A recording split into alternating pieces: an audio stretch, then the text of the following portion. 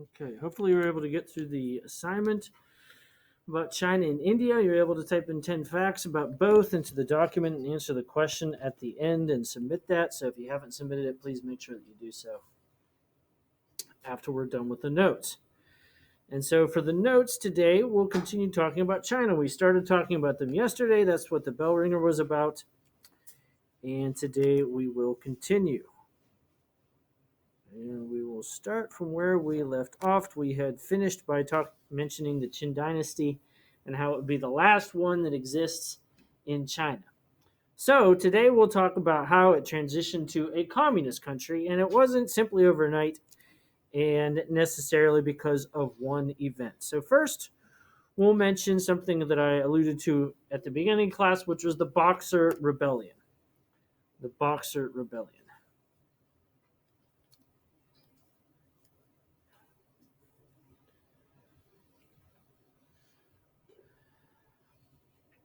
And the Boxer Rebellion happened at the end of the 1800s.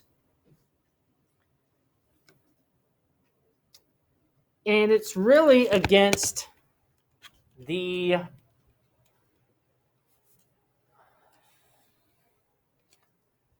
European powers. The Chinese start to become really isolationist and they attack foreigners, basically, which are mostly Europeans at the time. And so the reason why this is significant to later on is because it shows the people of China are fed up and they want some type of change.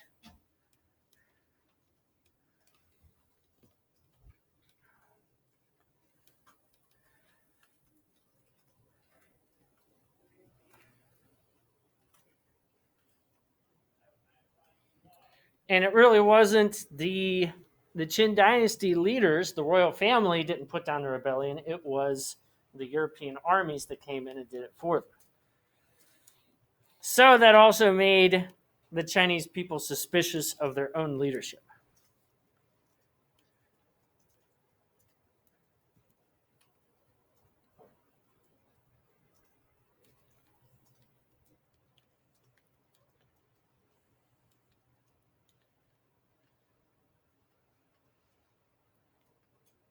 Because of this, the Qin rulers, remember that spelled Qin, they end up abdicating, which means they give up the throne.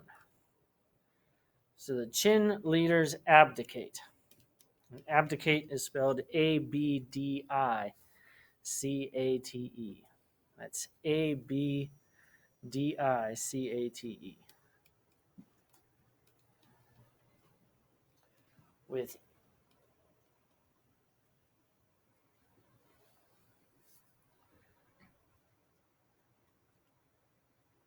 With the Qin dynasty out of the way, though, there really is kind of a lack of leadership for a long period of time.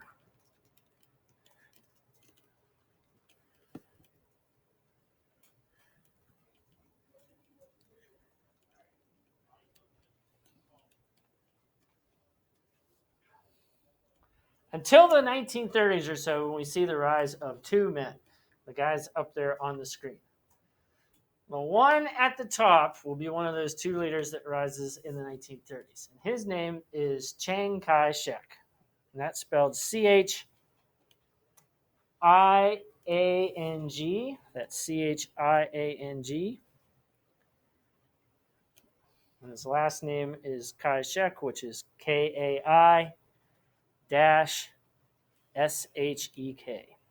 That's Kai dash SHEK. And Chiang Kai shek was a nationalist. A nationalist. He believed that China should control its own destiny. So he was a nationalist that believed that China should control its own destiny.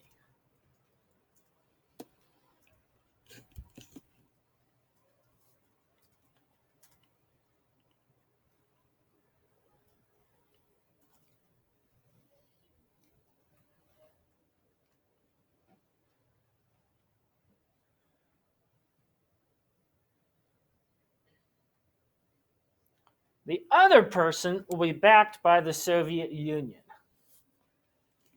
So I think you can guess he's the communist.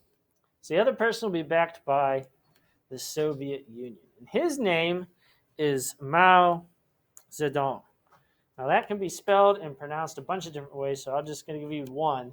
Mao is spelled Mao, and his last name Zedong. That's Zedong. That's the guy on the bottom. So I have a nationalist who believes that China should control its own destiny, and a communist backed by the Soviet Union. During World War II, they decide that the Japanese are a bigger enemy, so they will be united during World War II to fight Japan. So briefly, although for the Chinese, World War II is the longest because it starts in the 1930s, unlike in the United States where it didn't start until 1941. So during World War II, they'll actually be allied, even though they were political enemies, to defeat the Japanese.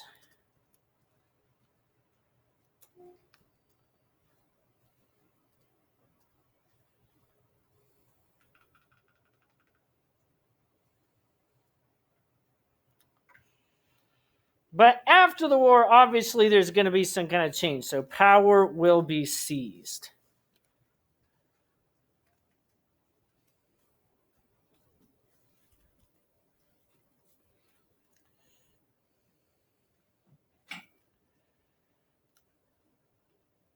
Mao has gone on a long retreat, gathering support and resources. So Mao has gone on a long retreat, gathering followers and resources.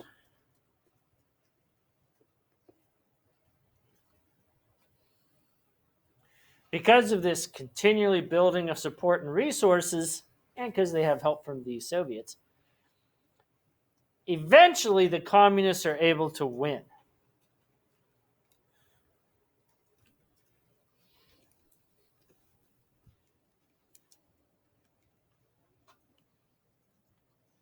So the communists are eventually able to win. Now, the nationalists, not all of them, but a considerable amount of them, actually flee China.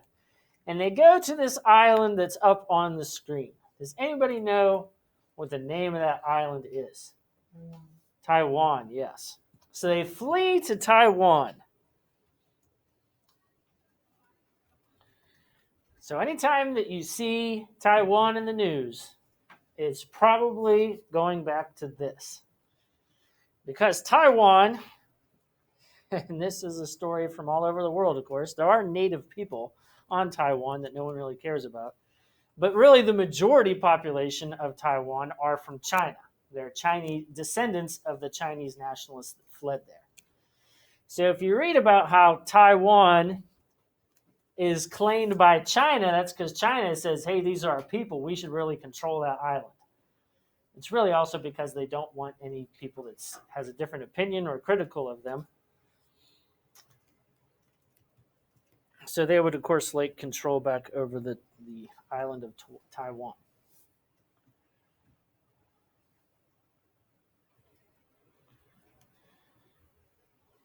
Now, you don't have to type this next part, but Taiwan, for a period of time, because we hated communists so much, we only recognized Taiwan as China.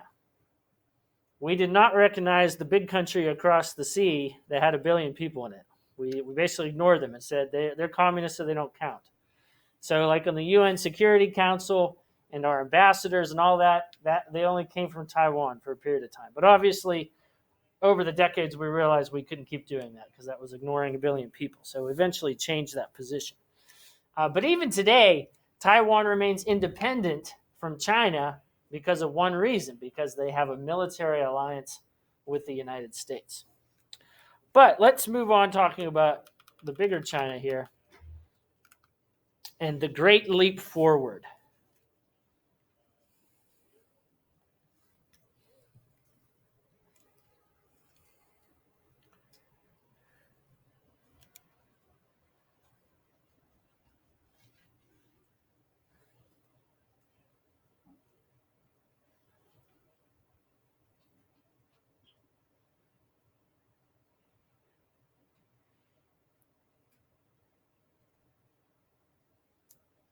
This was Mao's attempt to industrialize.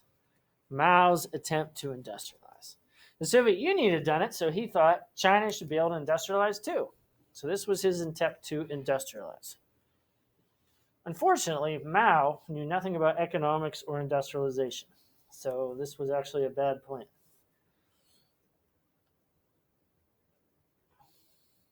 He took the communist part, so he set up 25,000 what are called communes, which is spelled COMMUNES. 25,000 communes. So these are little organizations of people that would concentrate on making goods.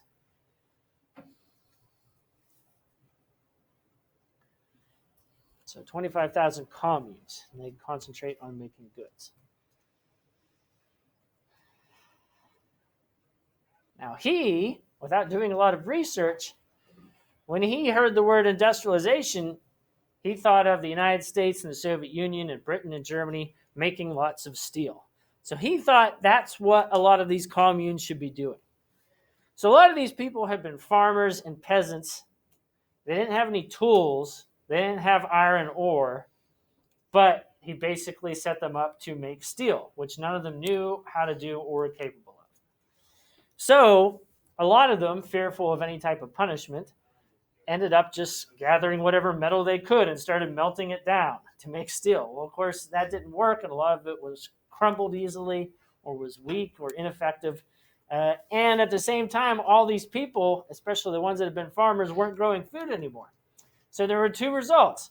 One, they didn't make a lot of good steel, and two, there ended up being a famine because there weren't enough people growing food anymore.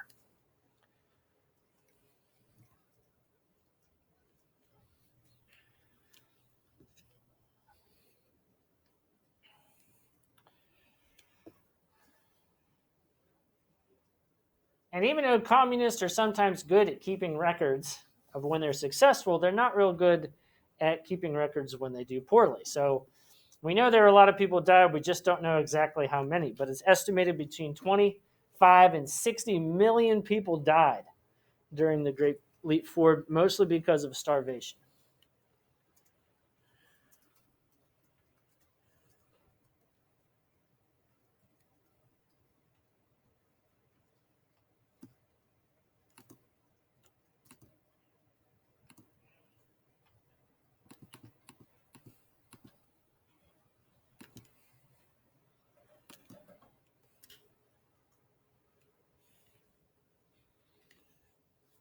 Knowing that that had been a disaster, it was followed by what was called the Cultural Revolution. The Cultural Revolution.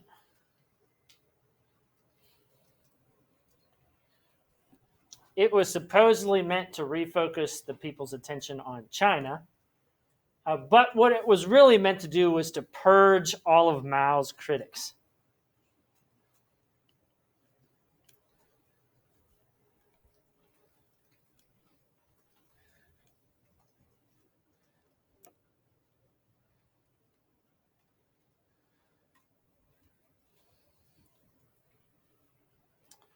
And of course, unlike Stalin and the Soviet Union, they didn't have lots of records on who was what. And China, after all, is a big country with lots of people. So often they just encouraged young people to revolt and kill those that they were suspicious of. So college students revolted and sometimes killed professors. Young soldiers in the army revolted and killed their officers. And lots of other people would be targeted that looked at as suspicious or holding some type of authority figure over the younger people. Needless to say, it spun a little out of control.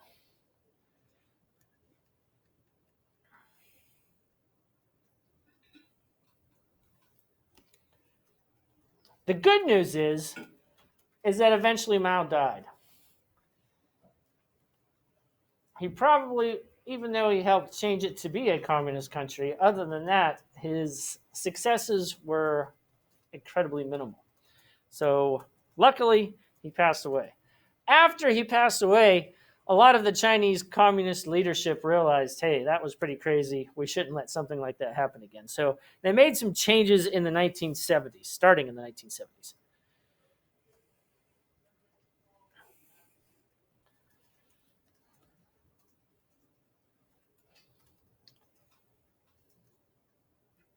They got rid of most communes. They got rid of most communes, especially in farming, because it had been such a disaster. They got rid of most communes.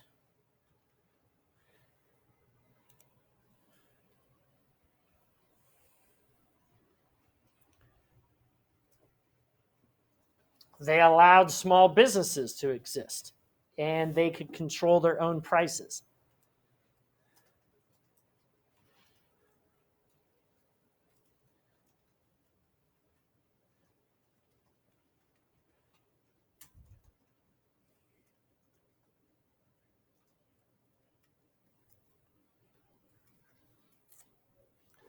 They allowed government owned businesses. That's something we don't have a lot of here in the United States, but in China they did. They allowed government owned businesses to also make their own decisions. So instead of the decisions coming out of the capital city, it could be made by the local business manager instead.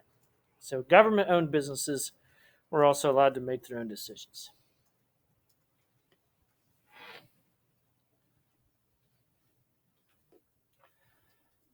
They also allowed different banks and stock markets, different banks and stock markets. So that way, of course, the people can invest in different types of things, banks and stock markets.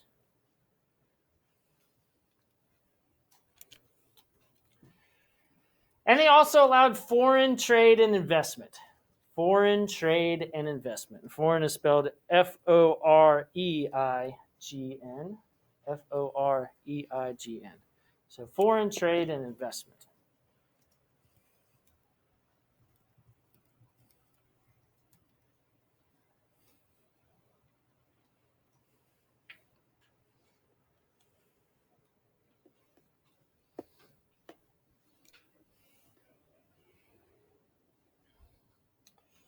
So, what were the results of this? Well, first, since 1978, their economy has grown by more than 10 times.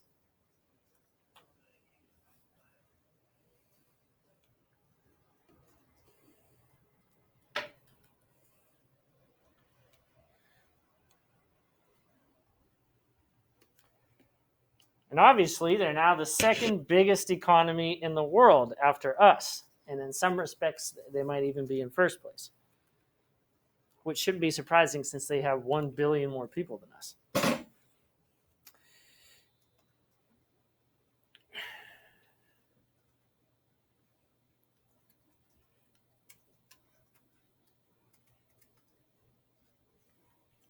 They continue to expand trade with places like Europe and Africa.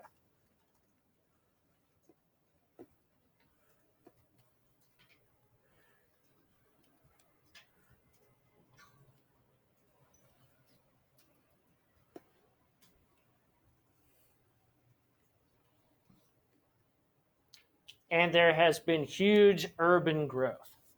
A number of million plus people cities, especially along the coast, that if you looked at pictures of them, they kind of look like cities you'd see in Europe and the United States.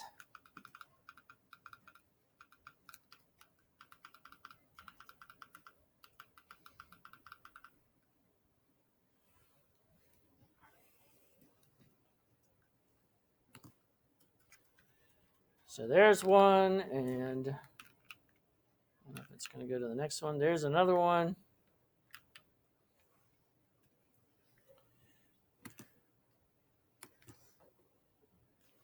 Including modern transportation systems, for instance, subways, international airports. But of course, there's also some negative results as well.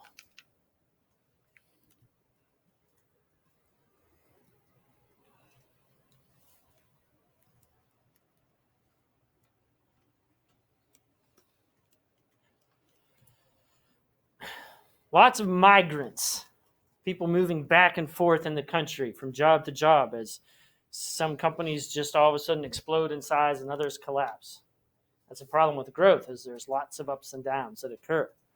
So lots of people at any given time, maybe as many as 100 million people moving back and forth through China.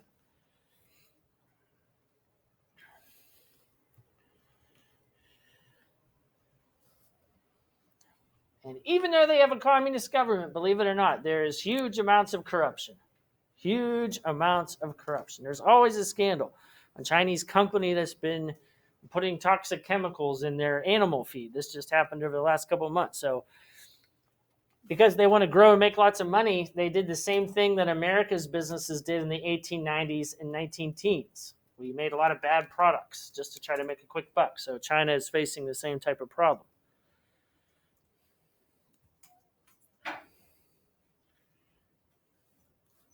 There's also lots of poverty in rural areas.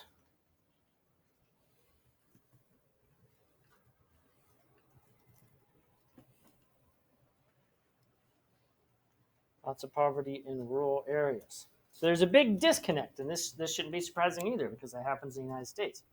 There's a big disconnect between cities and rural areas.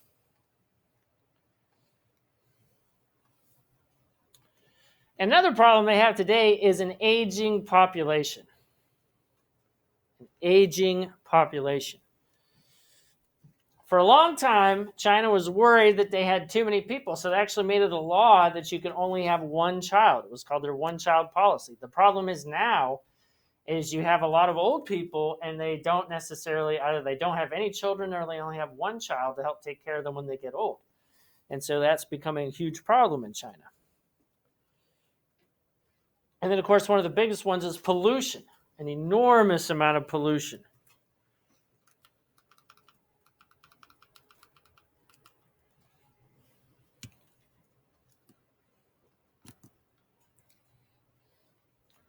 Water pollution, air pollution,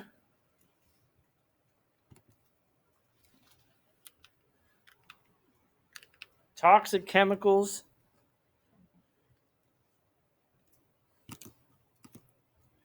When they had the Olympics in Beijing, they actually asked a lot of their businesses to close down for a few weeks before to cut down on the huge amount of smog that constantly goes through the city. If you look at some of the Chinese cities wearing masks, some cities they do that throughout a lot of the year, not because of a pandemic, but because of the air pollution that occurs. Now, all of them aren't like that, just the ones with a lot of factories and industrial areas, but the pollution is a significant problem. And it continues to be so until today. Now, of course, the other issue is conflict with the United States. Obviously, they're our biggest competitor. We're both the number 1 and 2 economies. It doesn't matter which one is in first or second, as much as the fact that we're so close in competition. When Nixon opened up China to the United States, he hoped that they would be inspired to take up democracy, but that has not happened. The Communist Party rules with an iron fist.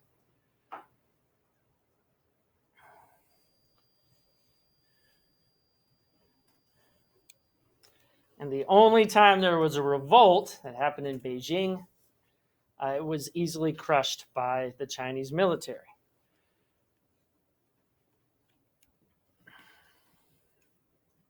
And I'll just mention 2 other things here. Is one, we import a lot from China, which can be problematic.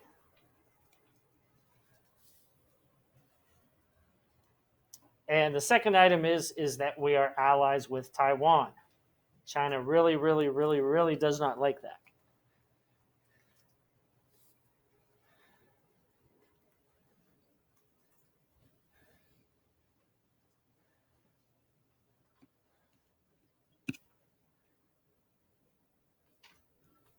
And so that often revolves around some tactics that are used. China, to show they're not afraid of the United States, will fly some military bombers over Taiwan, and then we'll sail an aircraft carrier around the coast of Taiwan to show we're not scared of them. And so obviously all these tactics could lead to some type of accident. happening in the future. So that can cause some troublesome situations. Plus, and this doesn't involve the United States, obviously other countries are worried about China's power. Taiwan is, Japan is, South Korea, and all these countries are allied with the United States. And a lot of people think it'd be easy just to, for instance, tax Chinese goods to try to change the situation so we don't have to rely on them as much, and it would hurt their wealth to some extent. But there's no evidence that that will actually happen. For instance, under the past 4 years, as you know, of course, we had kind of a tense situation with China, and we had a dispute about trade, wanting to tax or put tariffs on a lot of their goods. But even though we did that, we still bought a lot of stuff from China, because even if you put a 100% tax on a Chinese good, it's still cheaper to buy it than it is an American good. And all it stops us from doing is helping to negotiate so we are able to export more to China, which still hasn't happened yet. And it would be a big place to sell all kinds of goods and services if we're able to do so. So that's all the notes for today. And we still have some time. You can finish up the previous activity, also the activity from yesterday, or any of the assignments from the third unit. If you did not submit them, make sure you go back through and look. I have to put in zeros into the grade book, but if you still want to complete those and submit them, you can go ahead and do so. So use the rest of the period wisely to accomplish some of those goals. And tomorrow we will talk about another billion plus country, India.